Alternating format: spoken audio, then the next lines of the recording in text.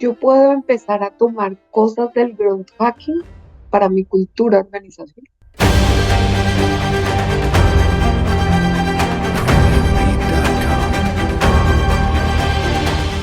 Hola a todos, hemos vuelto a una nueva temporada de Triari Audio Experience. Se vienen 10 episodios que van a transformar el crecimiento de sus negocios, de sus clientes. Y si usted es un emprendedor también, esta temporada lo va a envolver en una sola palabra que hemos bautizado esta temporada: growth, crecimiento. Y es por eso que hemos invitado a los 10 growth hackers más potentes de Latinoamérica, de distintas industrias, donde ustedes van a aprender cómo hacer crecer su negocio, cuáles son los hacks, los secretos para lograr empezar ese crecimiento y esa sostenibilidad dentro de nuestra industria real estate.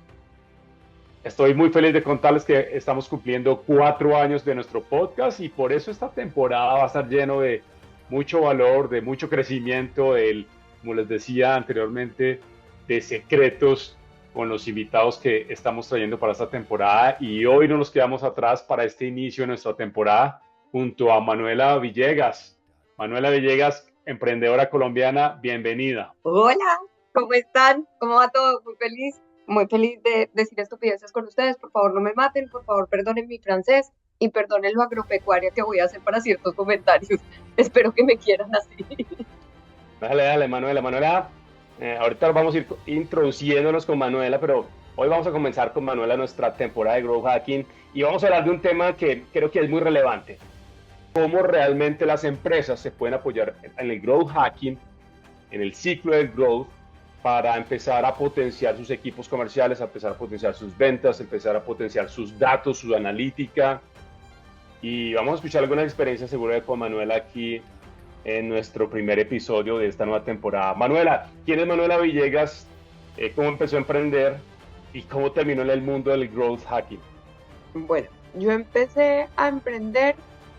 Miren, yo soy de Manizales Caldas, Colombia, y cuando uno es de Manizales Caldas, Colombia, pues no se puede quedar en Manizales Caldas, Colombia, porque Manizales es muy chiquito. Para que tengan un contexto, Manizales tiene menos de 400.000 habitantes y como tiene menos de 400.000 habitantes, conseguir trabajo es supremamente complejo y ser diferente es todavía más complejo porque es una ciudad católico, apostólico, cristiano y demás. Entonces, para los que me conocen saben que yo soy una vieja bastante diversa, tengo el pelo azul, tengo 47 tatuajes, soy bien rara y vivir en Manizales para mí era bastante complejo. Yo tomé la decisión desde muy chiquita de irme a vivir a Bogotá, porque Bogotá es una plaza mucho más grande, donde yo podía ser un poco más Manuela y podía ser diferente dentro de las acciones que estaba teniendo. Me fui muy chiquita de vivir de Manizales a trabajar y emprender supuestamente en Bogotá. Yo quería ser director creativo de una agencia normal y cuando entré al mundo de las agencias me di cuenta que no quería ni siquiera ser ni project manager, ni ejecutiva de cuentas, ni nada de lo que se estaba viendo en ese momento. Y yo llegué en una coyuntura del mundo bastante bonita, que fue la campaña de Obama en el 2009, 2010, 2011, 2012. Y esa coyuntura del 2009, de la campaña de Obama, la primera campaña de Obama, para los que son muy jóvenes y no entienden, era el boom de Facebook. Y Facebook era una startup que apenas lo estaban acelerando, que lo aceleró General Motors con una campaña de 2 millones de dólares y la campaña de Obama de 1.5 millones de dólares, y mi mente no recuerda. Y las comunidades latinas para la campaña de Obama en el 2009 eran bastante importantes. Entonces, nosotros empezamos a trabajar con Facebook en el 2009, en Wow. esa coyuntura, con la aceleración de la campaña. Entonces, empezamos a trabajar comunidades latinas. En esas comunidades, pues teníamos que hacer grupos de personas, que era lo máximo, a punta de memes en el 2009. Entonces, hicimos una comunidad que llegó a tener 8.1 millones de personas, que se llamó Mi mamá es la más bonita de todas. Entonces, es el insight más estúpido del mundo. Y con eso empezamos a unir comunidades y a generar memes en el 2009 en pro de unas campañas políticas. Entonces tenía un contexto de risa, un contexto de mamá, un contexto latino, pero dentro de Facebook. Y empezamos a trabajar exactamente en eso. A mí me tocó esa coyuntura y podría decir que soy de las community managers más viejas de Colombia porque me tocó trabajar en el All Facebook y me tocó trabajar como las primeras campañas de social media. Y ahí empezó mi carrera, empezamos a vender social media. Nuestro primer cliente, que espero que no me mate por decir el nombre, se llamaba La Licorera de Cundinamarca, nos compró un jackpot y nosotros teníamos aguardiente 180, que fue un aguardiente de temporada, y vendíamos, hacíamos el jackpot dentro de Facebook, como una aplicación dentro de Facebook. Nos lo hacían unos filipinos que hablaban mal inglés. Yo hablo mal inglés, entonces entre los filipinos y yo, entendiéndonos desde Google Translate y empezando a montar la primera aplicación de Facebook, Into de Facebook en el 2010. Así fue como empezó mi carrera y decidí emprender porque con los años me di cuenta que estaban vendiendo las agencias de publicidad social media, pero no entendían que era vender social media. Y un gran amigo mío que se llama Richard me dijo y me apoyó en montar mi compañía. No quiso montarla conmigo. Richard, si estás oyendo eso, mira lo que te perdiste. Ahorita estaba nadando en un catamarán feliz. Y, y yo monté mi compañía y así decidí emprender porque no me gustaba lo que vendían las agencias de publicidad, porque era shit o era mierda. Y entonces empecé a vender lo que yo creía que deberían necesitar las marcas.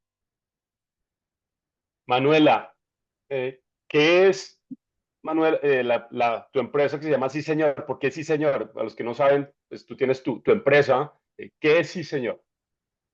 Sí, señor, es un equipo de alto rendimiento. Yo soy deportista de alto rendimiento y lo que buscamos es montar estrategias o de growth marketing o de scientific advertisement o de go to market o de marketing digital para empresas que sean o de base tecnológica o software as a service, que podría ser una base tecnológica, pero no necesariamente, o empresas grandes que puedan pagar nuestro servicio. Soy súper honesta. Y lo que estamos buscando es que desde la estrategia esté muy bien consolidado cómo vamos a iterar o cómo vamos a desarrollar las experimentaciones de marketing para estos clientes. Porque normalmente en marketing no hay verdades absolutas, como en ciertas cosas.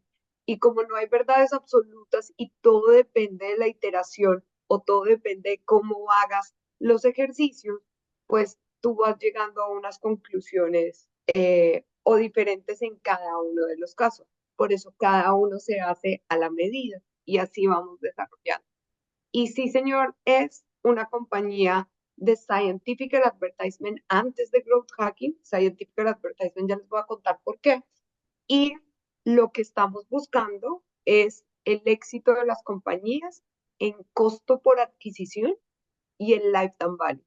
Buscamos un buen costo por adquisición donde el SQL sea un buen SQL o un MQL y donde el lifetime value sea relevante para las compañías y acá que no sea pauto dependiente, que esa es como la cosita diferente que me hace dentro del mundo de los growth hackers.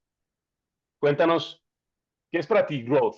Digamos, un empresario que nos está escuchando ahorita en México o en Miami o en Chile o en España, en Uruguay, en Santiago y está entrando en este mundo o está escuchando algo que las startups todo el tiempo usamos, growth hacking o go to market, un montón de términos que están asociados al crecimiento de las empresas y a las métricas de las empresas, a la adquisición de los clientes. ¿Cuál es tu definición de growth hacking? Esta nueva temporada es traída a ustedes gracias a Real Estate Investment School, el primer programa certificado para cualquier persona que quiere convertirse, transformar y dominar el mundo de las inversiones en bienes raíces. Te dejamos el link en la descripción para que conozcas más del programa. Regístrate ahora. Miren, yo se los voy a poner como súper sencillo. Growth hacking es crecimiento exponencial en puntos o en puntos de adquisición o mejoras de lifetime value. Pero se los voy a poner como mucho más sencillo para que lo puedan entender. Uno tiene un producto uno tiene marketing y uno tiene data. Y ese diagrama de Venn se centra en growth hacking. Entonces, uno tiene el producto porque uno no ve el producto terminado, porque es una base tecnológica. Entonces, uno tiene que entender cómo iterar el producto para que tenga mejor adquisición o tenga mejor lifetime value. Uno tiene marketing, que hace la conexión empática desde las neuronas espejo con el producto. Entonces, uno tiene marketing para poder desarrollar adquisición o retención, para que mucha gente lo vea. Acá el producto, acá la gente y acá la unión. Pero todo eso tiene que tener un patrón de conducta, un patrón antropológico o un patrón sociológico. No nos podemos ir a la teoría de cómo evolucionó el ser humano, cómo lo entendió, pero podemos ver esos patrones con la data. Entonces, si podemos entender y desarrollar los patrones con la data, podemos alterar, ejecutar o desarrollar el producto y podemos atraer o convencer o demostrarle a las personas que ese producto es bueno para usted, usted tiene growth hacking. Entonces, tiene data, tiene producto y tiene marketing. Y tiene todo en un diamante, porque usted entiende que su producto le tiene que llegar a diferentes personas. Usted entiende que su producto se comunica con palabras. Usted entiende que el producto lo va a entender con datos.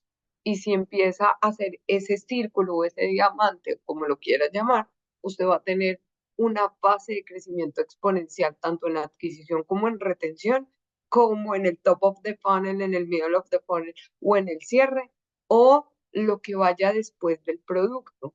Porque es que el producto es una relación donde yo te cojo de la mano y te llevo canasteado. Y entonces, como te llevo canasteado, es una relación, un matrimonio. Y ese matrimonio, ¿cómo se va a llevar a partir de los años? ¿Cuánto va a durar? ¿Cómo podemos reactivar el amor? Porque el primero es un amor a primera vista, adquisición, pero después de un año, después de un año y medio, se acaba el amor como el amor a primera vista. Entonces, ¿usted cómo va a desarrollar esa emoción con el producto para que se quede toda la vida? Entonces, lo que estamos haciendo es conexión y esas conexiones requieren alterar el producto, alterar marketing, desarrollar ventas, desarrollar data, desarrollar patrones y uno lo ve como, ah, no, es que solo estoy vendiendo, entonces solo necesito un influenciador para que me diga, ah, te voy a vender esto, pero es mucho más allá, es un proceso neuronal, es un proceso que a mí me encanta porque es que el, el intercambio de productos fue lo que nos hizo ganar la batalla como Homo sapiens sapiens. O sea, nosotros llegamos a ser Homo sapiens sapiens por el chisme, por darnos productos, por entregar productos. Entonces tenemos que ir antropológicamente a ese momento donde ganamos la batalla como especie y entender todo el camino que recorrimos hasta hoy. Y tenemos que empezar a soñarnos todo el camino que vamos a recorrer para mañana. Entonces es bien bonito si uno lo ve desde la sociología, desde la antropología, desde el desarrollo de producto per se, ingeniería pura y dura, y desde el sistema de análisis de datos. Y entonces uno entiende que el sistema de análisis de datos se compone por palabras y esas palabras lo que hacen es que una neurona espejo sienta empatía de un lado a otro y te adquiere.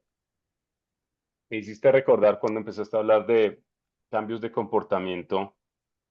Hace ya 3, 4 años durante la pandemia, Manuela, y a los que nos están escuchando o viendo,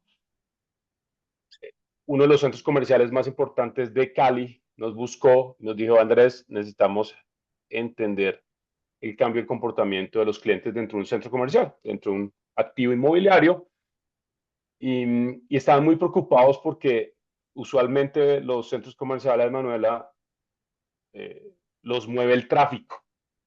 Si no hay tráfico en un centro comercial, esto funciona igual que el marketing a nivel digital, pues estás muerto porque tú tienes unos clientes, unas personas que pagan una renta por un local comercial dentro de un centro comercial, y si no tienes tráfico, you're done.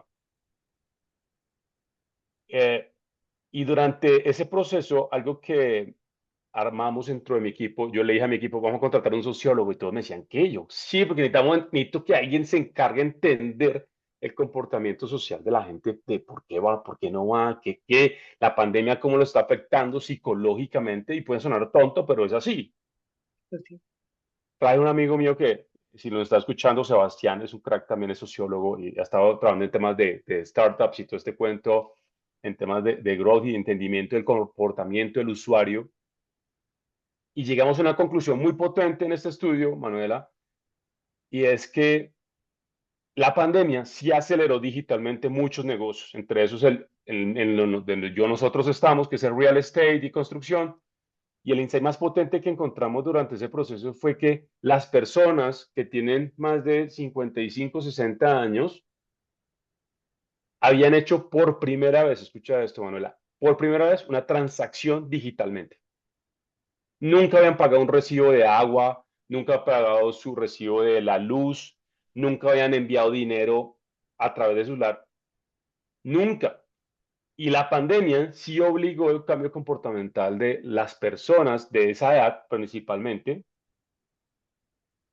Y por ese simple motivo, las personas no estaban yendo al mall, porque se dieron cuenta que podían pedir la comida en una aplicación, la que fuera, podían pagar los servicios en una aplicación, podían pagarle al banco en una aplicación sin necesidad de ir al centro comercial a hacer compras, ¿no?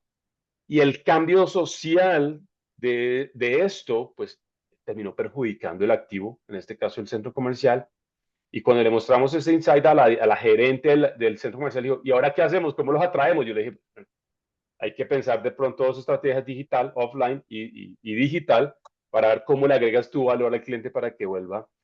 Y me gustaría que nos hablaras un poco de eso que dijiste, que me parece muy potente, de esa conexión. ¿Qué significa para ti conexión en términos de growth, en términos de cómo una persona se conecta con un producto o un servicio, cómo la persona o las familias o un individuo se conectan con ese producto? Cuéntanos un poquito más de eso y si tienes alguna experiencia con alguna empresa para que todos lo puedan aterrizar. Miren, las personas se conectan en diferentes formas. Hay personas que se conectan con lo que oyen, con lo que ven, con lo que sienten, con lo que hacen y lo que dicen, o con lo que los otros le expresan. Entonces son todos los sentidos actuando. Todas las personas son diferentes. Y para la teoría vieja uno debería tener todos los tipos de contenidos. Para la teoría nueva es imposible tener todos los contenidos porque es muy difícil. Entonces, normalmente, ¿cómo se conecta una persona? Uno tiene un sentido un poquito más desarrollado que otro. Entonces, te doy un ejemplo. Yo el sentido de la lectura, o sea, de leer y comprender, lo tengo un poquito más bajito porque soy disléxica y tengo un TDAH, el hijo de puta. Entonces, no leo tanto. Hay personas que leen un montón y generalmente los baby boomers o la generación X están acostumbrados a leer un montón, entonces se conectan con las palabras. Hay otras personas que se conectan con el video porque necesitan movimiento, necesitan estímulos para poder entender y poder desarrollar. Hay otras personas, como los que están oyendo este podcast, que se conectan con el audio. Entonces van corriendo, van caminando o están en su vida diaria, podrían escuchar música, pero no se están oyendo acá. Entonces, todas las personas se conectan de una manera diferente y cuando se conectan con el cerebro frontal, tienen una reacción y la vamos a emular como el amor a primera vista. Entonces, tú en ese sentido fundamental, te empiezas a conectar con algo. Puede ser con mi voz o puede ser con el sonido de la policía que está pasando porque acá en Nueva York hace mucho ruido. Ta, y cuando te conectaste, algo se te disparó en el cerebro y cuando se te dispara en el cerebro, tú empiezas a ahondar en ese tema. Y cuando tú empiezas a ahondar en ese tema, es un mundo maravilloso porque se te disparó el primer amor, pero ya quieres hundir y quieres empezar a tragarte ese tema despaciecito. Al principio es despacio y después solo quieres profundizar, profundizar, profundizar, como el primer amor.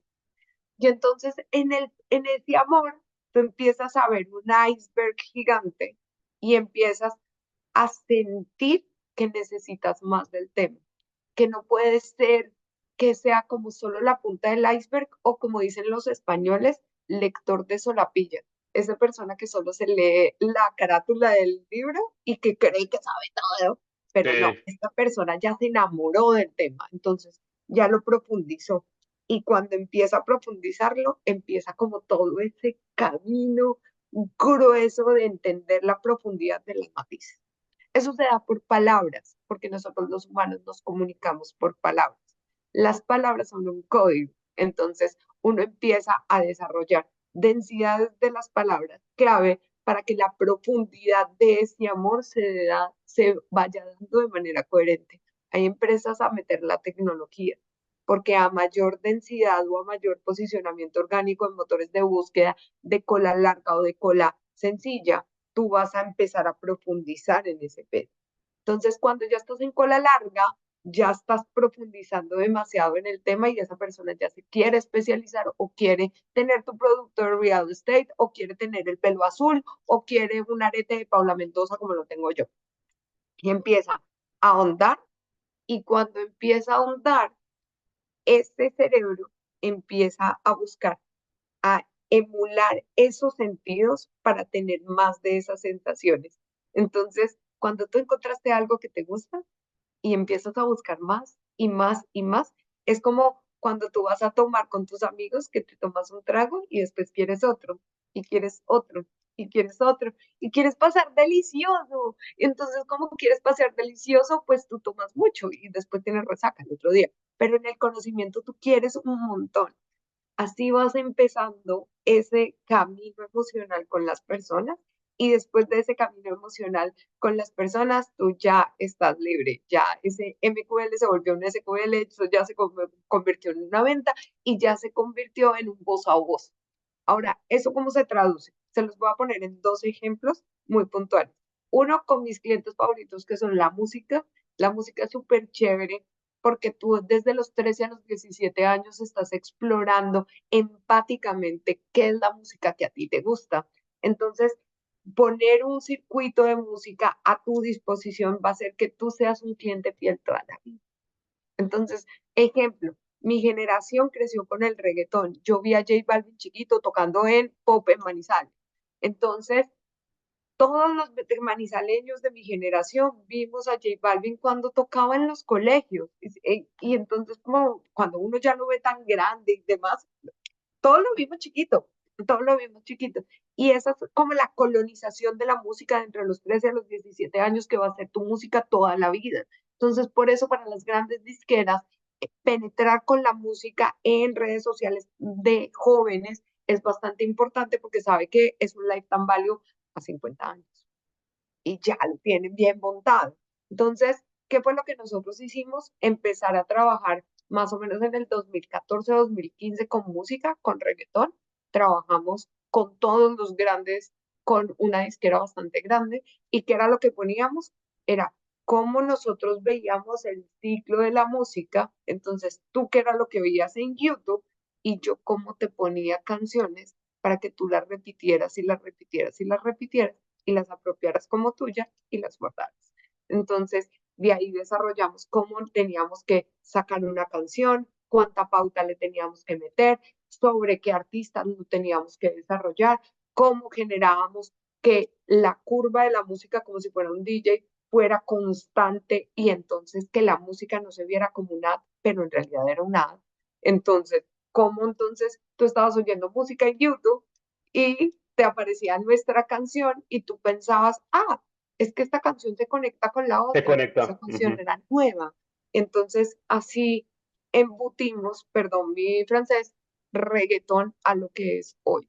Y yo no voy a decir Wow. que me voy a echar mucho café con leche, pero esa disquera, gracias a el líder de esa disquera, que es muy bueno en Colombia y en Latinoamérica, yo creo que tuvo mucha parte de que el reggaetón estuviera y todo lo que le metimos a pauta de reggaetón en el mundo. Top of mind. ¿Cómo están en el top of mind? Cuando me hablas de conexión, Manuela, pienso mucho en cómo están en el top of mind y si me vienen muchos temas que están asociados a real estate y lo que vas hablando yo trato de traducirlo a real estate porque hay bancos, hay desarrolladores inmobiliarios y me gusta siempre aterrizar todo el contenido, lo que traen nuestros invitados a nuestro podcast, tratar de aterrizarlo. Y cuando hablas de conexión, cuando hablas de ese ciclo, de cómo las personas vienen de una manera en que consumen, de que compran, de lo que ven, de lo que escuchan, me hace mucho sentido desde el punto de vista de las marcas. Los desarrolladores inmobiliarios construyen edificios y creo que se les ha olvidado construir marcas que estén en el top of mind, no solo de una familia, no solo de una persona que tal vez tiene un gato y quiere vivir solo con un gato en un apartamento. ¿Cómo nos conectamos durante estos ciclos de vida para hacer crecer las marcas? Y me gustaría que nos contara un poco si dentro del growth hacking también está el concepto de la marca, porque digamos los que venimos del mundo tecnológico, yo vengo haciendo startups hace 10, 12 años, Manu, para mí es muy relevante construir una marca alrededor de mi experiencia, de mi cliente. ¿Por qué? Porque principalmente creo que las marcas y las personas se relacionan, se conectan con mi producto. A la gente no le importa si yo tengo una aplicación bonita, a la gente no le importa si yo tengo una plataforma bonita. La gente quiere sentirse que se está conectando con personas, pero al mismo tiempo con una marca. Cuéntanos un poco de eso dentro del concepto de growth hacking. Te lo voy a aterrizar al campo inmobiliario de una. Nosotros tenemos un caso bastante interesante que fue un caso muy chévere en Colombia y lo voy a decir con nombre propio, se llama Ciudad Verde Soacha. Para el que no tenga contexto de Ciudad Verde Soacha es un sitio habitacional que en este momento deben vivir 430.000 personas, que fue totalmente diseñado desde el Centro Comercial Mercurio, esto es a la salida de Bogotá, 1.2 kilómetros abajo. Cuando se construyó Ciudad Verde Soacha, era vivienda de interés social y vivienda de interés prioritario, vivienda para la base de la pirámide. Y para los que están en Colombia, son los primeros apartamentos, los vendíamos en 35 millones de pesos. Eso Que divide eso, en por 4 dólares, mil esos pesos. son $8.000 hoy a la tasa de hoy. Y para darle contexto a lo que hizo Manuela, porque conozco el proyecto, Manu, es una ciudad dentro de una ciudad. Ujú. Y cuando nosotros estábamos vendiendo esos apartamentos, todo el mundo decía, vamos a vender por barato. Y el líder de esa época, que se llamaba Mercelina y Oscar, no, vamos a vender por marca. Y eso fue divino, porque Wow. eh, por la guía de Mercelina y por la guía de Oscar, eh, vendían 35 apartamentos diarios, 35. Y entiendan que en esa época $8.000 uno lo puede ver en este momento súper barato. Marica, un apartamento por 80. No, no era tan fácil. O sea, yo en esa época no tenía esa plata. Y esos apartamentos lo que hacíamos era vender, vender, vender, vender, pero era toda una experiencia. ¿Por qué? Porque no era solo vender apartamentos baratos, era cambiarle la forma de vida a la base de la comunidad bogotana y colombiana, porque vivían refugiados, vivían personas de escasos recursos, vivían personas que se estaban matando pagando eso y todos tenían que aprender a vivir en comunidad. Entonces, ¿cómo nosotros creábamos el concepto de Ciudad Verde Soacha? ¿Cómo manteníamos el concepto de la nueva vivienda? Porque ellos pasaron de vivir en casas a vivir en edificios, en apartamentos pequeños. ¿Cómo se vive la convivencia? Y no era solo vender, era vender de manera responsable, era vender que ellos podían escoger cualquier otra urbanización, pero tenían que escoger una gigante que tenía colegios, que iba a tener universidad, que iba a tener gimnasio. Entonces, vender todo ese concepto solo se podía hacer no por el precio, sino por cómo le vendías el sueño de cómo iba a, a vivir y cómo se iba a capitalizar. Esos 35 millones de pesos, que eran unos 8.000, ahorita en este momento un apartamento en Soacha, 8 años después, vale 150 millones de pesos, que en dólares para la división. Y cómo se valorizó todo Ciudad Verde Soacha, cómo la promesa única de valor, no solo marca, cómo la promesa única de valor se cumplió, cómo nosotros le vendimos un sueño real a las personas y cómo no se quedó en full performance, sino cómo se vendió en una idea de yo hago parte de, Sí. yo vivo en, yo quiero mi ciudad, yo construyo mi ciudad. Ciudad Verde dentro de Soacha es una ciudad hermosa y uno lo ve, es una ciudad divina, parques, todas las vías son hechas a la medida, los parques son divinos, los colegios son hermosos. Ellos cuando viajan hasta Bogotá tienen otro sistema. Y sí, hay muchas cosas por mejorar en Colombia y demás, pero el concepto de marca se vuelve marca cuando le vendes un propósito superior y un sueño a las personas. Y cuando tú le vendes ese sueño a las personas, es que el dinero no es que importe o no, es que hay una pasión. Y entonces volvemos a cómo se desarrolla la psicología humana. Si tú le vendes una pasión a una persona, el dinero no importa tanto, porque está en medio de cómo yo quiero cautivar o cómo puedo encontrar la información. Le estás vendiendo un propósito de vida, le estás vendiendo una pasión, le estás vendiendo un hobby, le estás vendiendo un sueño, le estás vendiendo un mejor futuro. Cuando tú solo vendes por performance, pues saque plata y métale, métale. Por eso es que les decía al inicio, uno no puede ser pautodependiente. Y por eso las empresas de base tecnológica, inmobiliarias y demás, con este caso de Ciudad Verde, yo lo que les digo, cuando a uno le venden un sueño, sea su apartamento en Tulum, sea su apartamento en Cancún, sea mi apartamento en Nueva York, sea mi apartamento en Bogotá, yo estoy soñándome cómo me imagino mi apartamento en Nueva York, cómo quiero crecer en Nueva York. Se los digo porque yo acabo de llegar a vivir en Nueva York. Entonces, cómo me lo sueño, cómo lo quiero hacer, cómo... Y todo ese sueño es lo que me quieren, ustedes me tienen que vender a mí.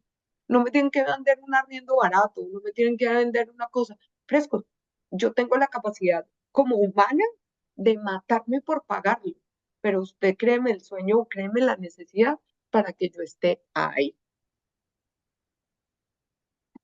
Me hace tanto sentido esto que cuentas porque creo que lastimosamente estamos viviendo en un mundo de hypergrowth, de crecimiento, de sostenibilidad, de todo lo que hemos venido hablando tal vez en las últimas temporadas de podcast, porque invitamos desarrolladores inmobiliarios, Manuela, que están usando la innovación y la tecnología en sus proyectos. Y uno de los grandes aprendizajes es que no todo es una transacción, no todo puede ser una transacción, que es cuando hablamos de performance. Cuando tú hablas de performance, hablamos de la transacción o de cuánto yo estoy pautando para conseguir mi objetivo. Pero yo creo que hoy, en el proceso de crear lifetime value con los clientes, y a mí me encanta enseñar en temas de experiencia del cliente a la industria en América Latina, Manu, es, venga, sí, hice una transacción, me compré un apartamento, una casa, o me alquilé una oficina, o me alquilé una habitación en un hotel, y cómo creas una relación de cliente de largo plazo. No creas simplemente una transacción, y ahí es donde entra a jugar el potencial de las comunidades, ¿no? De cómo yo puedo agregarle valor a mis comunidades. Así me haya comprado una sola vez, pero puede ser que esa familia o ese usuario, ese cliente que me compró una vez o me alquiló un apartamento una vez, puede estar referenciándome nuevos clientes porque me dijeron, oye, este me trató increíble, estuvieron pendientes de mí desde el día cero, no fue solo él cuando yo pagué y se desaparecieron. Y siempre me gusta hacerle la pregunta a los desarrolladores inmobiliarios, a los constructores, las inmobiliarias grandes en Latinoamérica, venga, ¿cuándo fue la última vez que usted llamó otra vez a su cliente? Usted lo llamó, el dueño del negocio llamó al cliente, oiga, ¿cómo le fue con el apartamento? El apartamento amoblado que usted alquiló con nosotros, ¿le gustó? ¿Cómo podemos mejorar? Probablemente no todo es perfecto, pero en esos insights, en esos datos, se vuelve muy relevante para empezar a tomar decisiones y decir, oiga, ¿qué estamos haciendo? ¿Cómo estamos agregando valor? Y ya entrando en ese punto, Manu, me gustaría que nos contaras un poco dentro de ese ciclo del growth hacking. Cuéntanos, porque me encantó en un video que subiste a TikTok, como lo explicaste de manera súper simple, y me gustaría que lo conversáramos en este podcast, qué es el círculo del growth hacking, cómo funciona para que todos tengamos eso en la mente, y lo vamos a mostrar aquí en YouTube para que todos estén como conectados con ese concepto del círculo del growth hacking. ¿Qué es? ¿Cómo funciona? Mire, se los voy a explicar no como growth hacker, sino que se los voy a explicar desde un contexto bien importante. Mi medio hermano se llama Javier. Javier es postdoctor en física y trabaja en un observatorio en Brasil. Entonces, cuando uno tiene un postdoctor en la casa y uno se siente como el más brutico de la casa, porque además mi media hermana también es súper inteligente y demás, pues uno empieza a darle el contexto y el valor al método científico. Entonces vamos a partir de una cosa. Acuérdense del colegio del método científico. Entonces en el método científico lo que uno hace es tener una hipótesis basada en un dolor. Ese dolor tiene una hipótesis, una posible solución.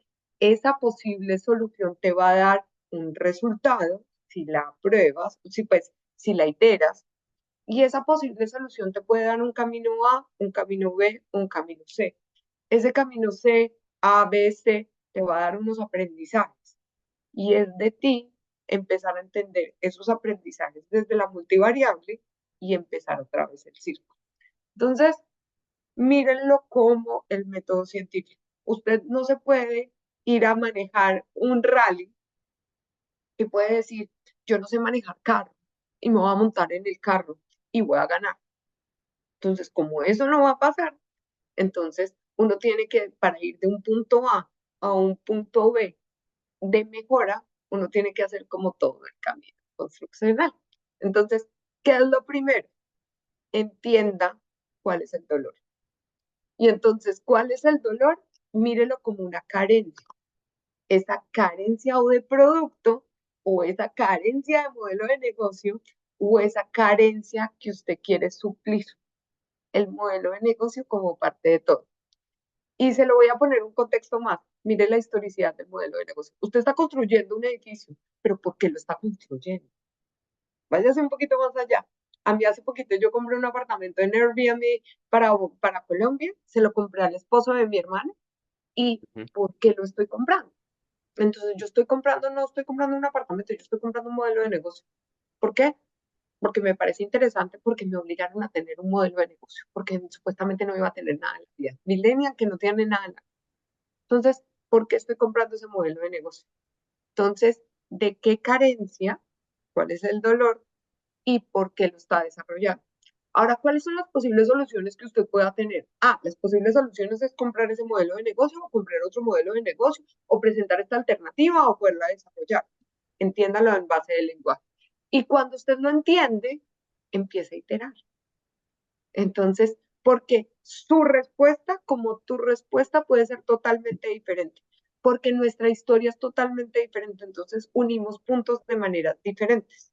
Entonces, tu respuesta es igual de válida que la mía, pero tenemos que comprobar. Y cuando la comprobamos, vamos a ver quién tiene un poquito más de razón en contexto de comunidad y cómo vamos a proteger la inversión ahí yéndonos al camino más certero. Y no es que tú o yo tengamos más o menos, es que pegó más en una comunidad y nos vamos a ir por ese lado. Y cuando nos vamos por ese lado, empezamos a ver los resultados y sobre empezar a ver los resultados ya podemos ir desarrollando.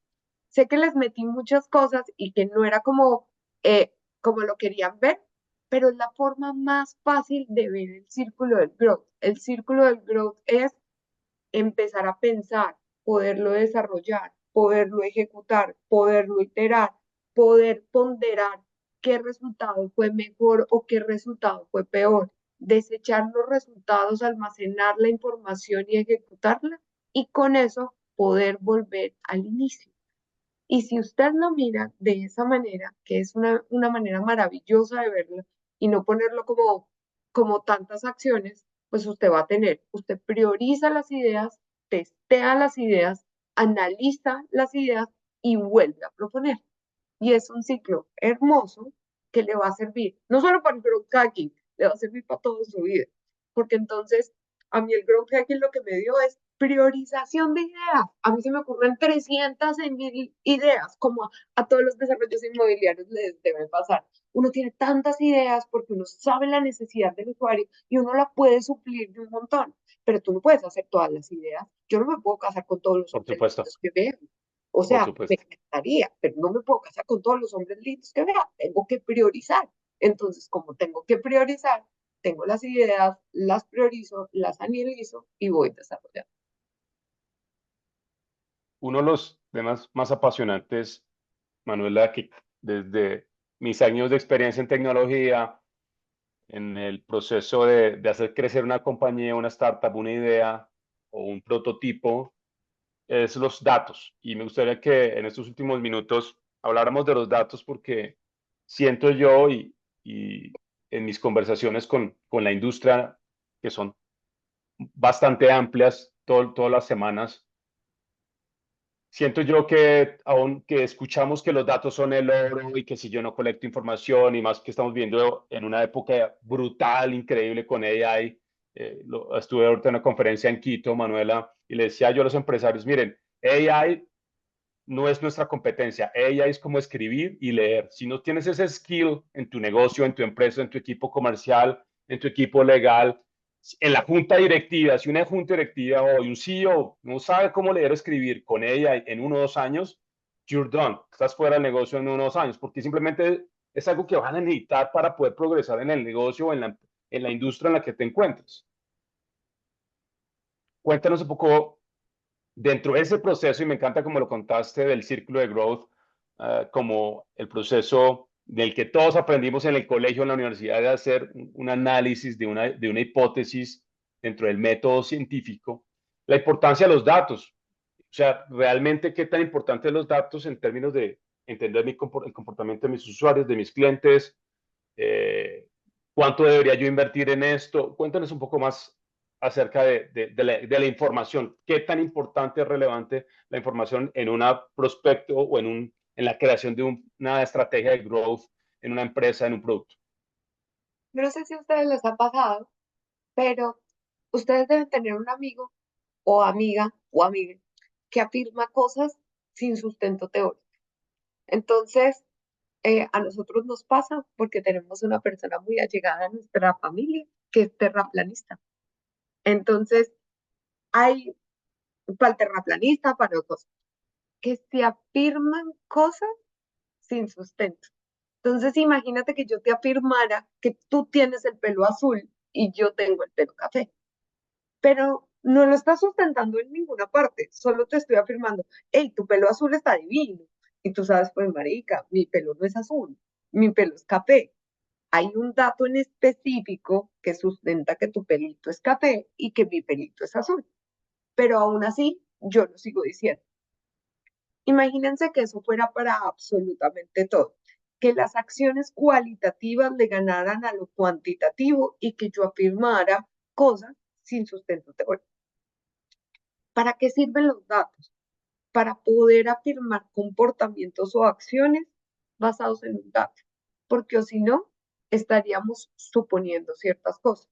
Yo puedo suponer un montón de cosas.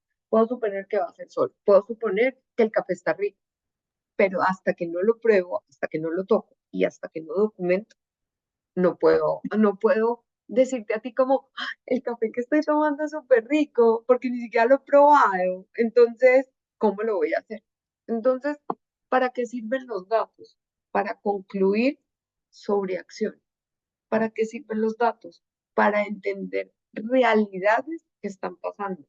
¿Para qué sirve? Para que dejemos de afirmar sobre sentimientos y podamos ir más allá del sentimiento a una cosa que sea valedera entre tú y yo. 1 más 1 es 2, no 4.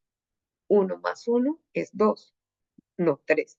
Y hay un libro bastante importante que dice, porque 1 más 1 es 2 y no 3. Entonces, cuando nosotros llegamos a una conclusión en que tú sabes que 1 más 1 es 2 y yo sé que 1 más 1 es 2, estamos en la misma parte y estamos viendo el dato de la misma manera, tanto tú como yo vamos a concluir ciertas acciones de esas afirmaciones que es la madre. Entonces, si nosotros podemos afirmar de una verdad que tenemos en común, que 1 más 1 es 2, y va a ser la conclusión de que este café sea rico, o de que estos audífonos, o que mi pelo es azul por un código y tu pelo es café por un código, porque lo vemos en un número, ¿cómo vamos a dejar las matemáticas o las variaciones numéricas por fuera de las estrategias de marketing si nos tenemos que entender sobre una verdad que nos una a los dos, que son los números? Entonces, partamos de esa premisa o esa dicotomía. Ahora, ¿por qué los datos son importantes? Porque nosotros tenemos que apuntar a un objetivo. Entonces, tú y yo vamos a correr Dakar. Entonces, como vamos a correr Dakar, tú y yo tenemos que trabajar para el mismo objetivo.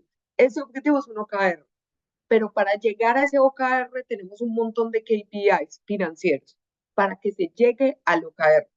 Esos KPI financieros son matemáticos y para llegar a cada uno de esos KPI financieros necesitamos una variable de datos para poder entender cómo lo logramos o cómo no lo logramos. Y ahí me puse un poquito más densa, pero los objetivos específicos que se manifiestan en KPIs me van a dar la suma que va a ser el OKR. Entonces, yo ya sé que voy a cumplir el objetivo general y que tengo unos números en específico que tengo que ver constantemente entre tú y yo, que somos dupla, para poder ir a Dakar. Entonces, tú me vas a medir el índice de masa corporal, tú me vas a medir mi rendimiento físico, tú me vas a medir mi capacidad de oxígeno, tú me vas a medir mi capacidad del cuello para poder tener la resistencia del carro. Tú vas a medir todos los aspectos para saber que yo voy a cumplir la carrera y que la voy a lograr. Entonces, todo ese entrenamiento previo es la experimentación del marketing. Entonces, si nosotros no tenemos datos, no vamos a lograr el dato final. Entonces, los datos hacen que tú entiendas. Ahora, uniéndolo a la AI, imagínense que uno pudiera hacer un poquito más rápido, como cuando uno toma proteína para que los músculos estén un poquito más fuertes. Mira la AI como una proteína. Usted la necesita, porque es que si no se la traga, la odia, la proteína, no vas a tener la masa muscular necesaria o te vas a demorar mucho para tener la masa muscular. Entonces necesitas como un superpodercito para poder ser más rápido y poder ganar la batalla. Entonces, la AI te da superpoderes para que tu cerebro, para que tus análisis, para que tus acciones puedan ir un poco más rápido y que puedas cumplir. Y mira que todos los jugadores lo están tomando. Entonces, si tú eres el único que no está tomando esa proteína, Wow. pues vas a estar en desventaja. Y tú necesitas el acondicionamiento físico para sobrevivir en el desierto. O te la comes o llega un coyote y te come. Entonces, míralo siempre como un deporte de alto rendimiento. Yo miro la AI como un deporte de alto Me rendimiento. encanta. Para lo que yo quiero llegar, necesito proteína. Si no me la como, va a haber otra persona que va a estar juiciosa tomándose la proteína y va a tener los músculos que yo no voy a tener por estar comiendo otro tipo de cosas. Ya cómete la proteína, deja de hacer pataleta como niña chiquita y hazlo que tienes un objetivo, un propósito superior muchísimo más fuerte. Y eso se los digo a los desarrolladores inmobiliarios. Volvemos a, ustedes tienen muchas ideas, en su pipeline tienen que priorizarlas, pero todo eso apunta a un deseo de un sueño maravilloso. Tómate la proteína y cumple tu sueño y deja de patalear. Ahí les di como toda la vuelta y les dije, ¿por qué es importante tener la data para cumplir el OKR? Porque es importante tener una inteligencia artificial y porque es importante ver los KPIs como objetivos específicos para el cumplimiento del OKR. Hoy estamos con Manuela Villegas, CEO de Sí Señora, agencia colombiana, emprendedora. Estamos comenzando nuestra temporada de Growth Hacking. Ya te voy a hacer las últimas preguntas, Manuela, porque quiero que vayas pensando en los 3 hacks más potentes que has aprendido en estrategias de crecimiento, para que te los vayas pensando. Eh, Te voy a poner un contexto muy simple, Manuela, porque hay empresarios pequeños y medianos que nos están escuchando en Latinoamérica. Hay alguien que ahora está escuchando sobre Growth Hacking. Y te pregunto, ¿crees que esta empresa mediana o pequeña puede ser una inmobiliaria, puede ser alguien que tiene un negocio de oficinas o tiene un hotel en Cancún, hotel en Playa del Carmen? Manuela, yo podría empezar a hacer growth hacking internamente dentro de mi empresa o debería considerar apoyarme en un partner o cuál crees tú que debería ser como no te quisiera preguntar la recomendación, porque cada contexto, cada negocio es diferente, el tamaño de la empresa influye, etcétera, etcétera, pero ¿Puedo yo empezar a hacer growth hacking internamente dentro de mi empresa, dentro de mi equipo comercial para hacer este tipo de estrategias, no solo de crecimiento de ventas, sino tal vez en ajustar internamente el crecimiento de mi equipo? ¿O qué crees tú que podría tener un panorama un empresario mediano o pequeño que nos está escuchando en Latinoamérica?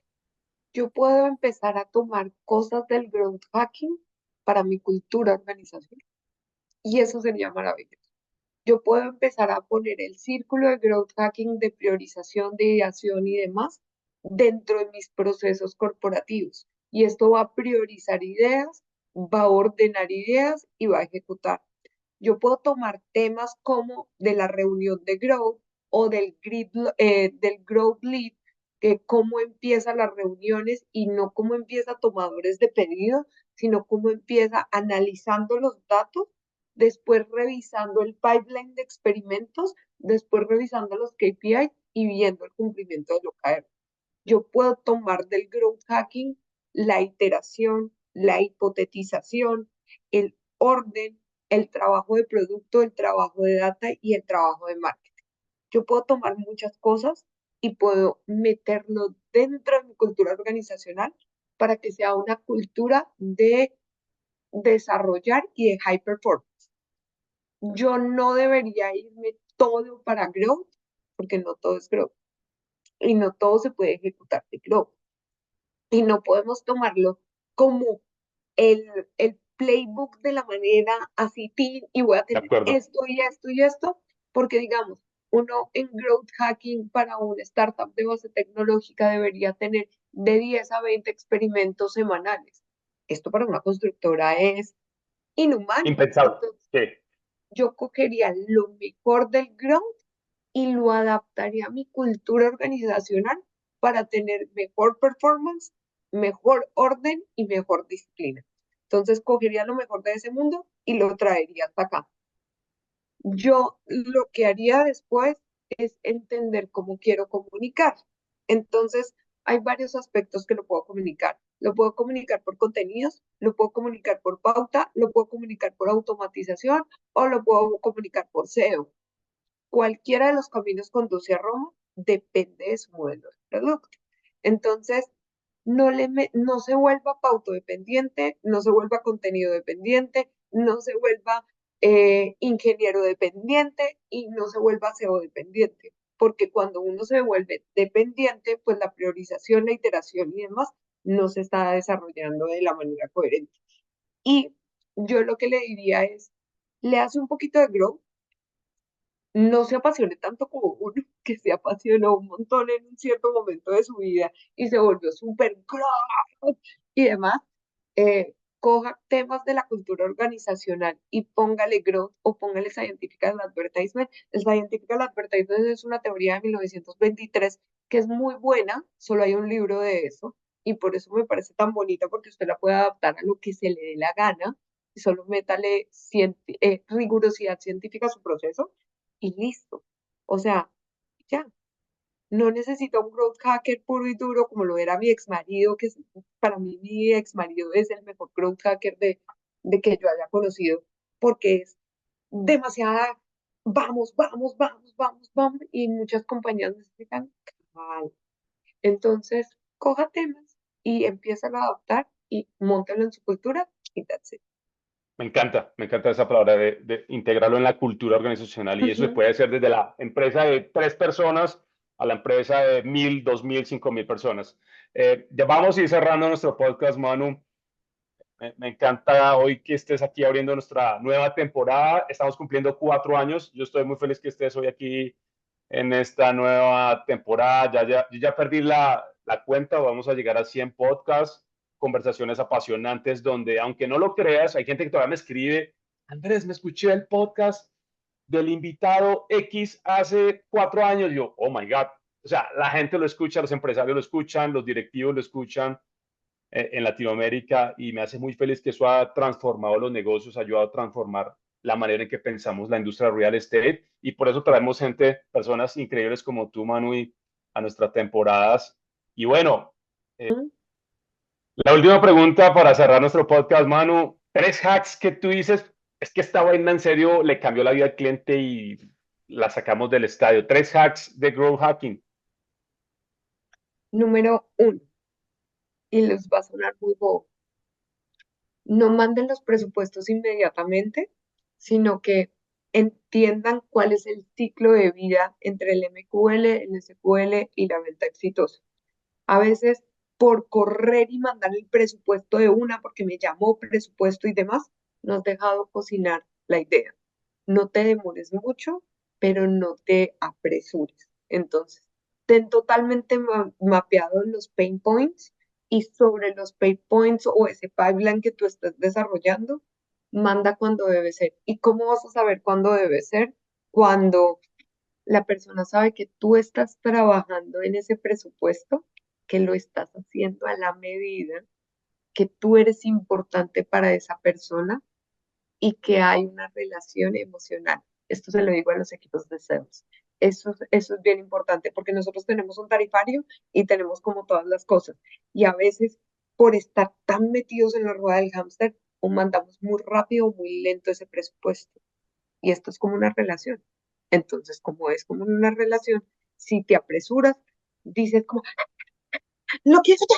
Y cuando no lo haces rápido, muestras desinterés. Entonces, ten esos pain points bien desarrollados. Número 2, y les va a cambiar totalmente la vida. Cada vez que no les respondan un correo, tengan un boomerang que les devuelva el correo a su bandeja de entrada. ¿Por qué? Porque el diablo está en los detalles. El arte se construyó a partir de los detalles. Si usted tiene mapeado todos los puntos de contacto y si alguien no le responde o no lo está desarrollando o no lo está ejecutando, desde la automatización de procesos de marketing, que es el único medio que te conecta uno contra otro y que puedes tener todo documentado y todo desarrollado, se va a lograr una full comunicación con 1000 clientes, con 1 millón de clientes o con lo que tú quieras. Pero todo parte de la automatización y la automatización se hace en casa y la automatización parte desde tu correo electrónico y todo el proceso de ventas parte desde tu correo electrónico. El hack se llama Boomerang, te retorna tu correo electrónico en 2 horas, en 3 horas, en un día, 2 días, 4 días, una semana y demás. Ese es un hack que deberían tener para todo el proceso de adquisición, para todo el proceso de retención y para su proceso, para todo el proceso de liderazgo. Y el tercero, querido amigo, la marca personal es lo que va a mover todo de aquí en adelante para vender papitas, para vender anillos, para vender apartamentos, para vender hoteles, para vender de todo. Si usted no arriesga su marca personal en pro de su sueño, no está haciendo nada. Un centennial no confía en las marcas. Un alfa menos va a confiar en las marcas. Un millennial en este momento está quemado, está abrumado por todo el trabajo que tiene. Tiene a los pinches centennials que solo viven su vida amorosamente y uno quería ser centennial. Y tiene a los generación X que se mataron y se murieron por todo el trabajo que tuvieron. Entonces, querido amigo, querido hermoso, si tú Empresario, CEO, director, como lo queramos darle. trabaja en marca personal. La única forma que usted cautive a todas las generaciones y que genere una relación con eso es trabajar en personal. Y trabaje en LinkedIn, o trabaje en Instagram, o trabaje en TikTok, o trabaje en X, o trabaje lo que se le dé la gana.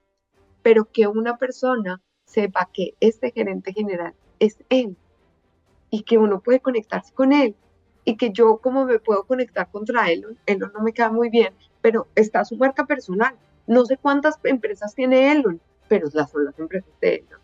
Trabaje su marca personal y cuando trabaje su marca personal le va a explotar la venta. Me encantó este cierre de Manu de la marca personal. Soy fan de la marca personal. Yo he construido marca personal 10 años y por eso ya cobro lo que cobro. Simple. Y la relación, nuevamente volvimos al punto cero de esta conversación. La conexión con mi cliente, la conexión con mi comunidad, la conexión con mi equipo, la conexión con mi cultura empresarial. Es esa, cómo estoy trabajando en esa construcción de marca personal, pero no solo hacia el mundo externo, digital, sino internamente, cómo me ven dentro de la empresa, dentro de mi equipo, será que me ven como un ogro. Oiga, creo que es un momento chévere para reflexionar dentro de este primer episodio de Growth Hacking. Manuela, gracias en serio extender esta invitación a nuestra podcast, un podcast que le estamos picando piedra, pero ha generado frutos en la industria de América Latina en real estate y construcción. Queremos transformar mentes antes de empresas, transformar personas antes de negocios y antes de transformar transacciones, transformar la manera en que estamos haciendo el negocio inmobiliario. Y creo que esta nueva temporada de Growth Hacking, con los invitados increíbles como tú que vamos a tener, les va a romper la cabeza porque vamos a hablar de adquisición, de optimización. Les traje todo aquí a la parrilla de esta nueva temporada y quiero agradecerte por haber aceptado esta primera invitación a nuestro podcast. Para las que sea, de sanguiseño a sanguiseño, todas para las que sea. No sé si quieres cerrar con algo para cerrar nuestro podcast, Manuela. Miren, hay una cosa que de verdad uno en marketing no lo ve, pero miren la evolución humana y miren la psicología humana.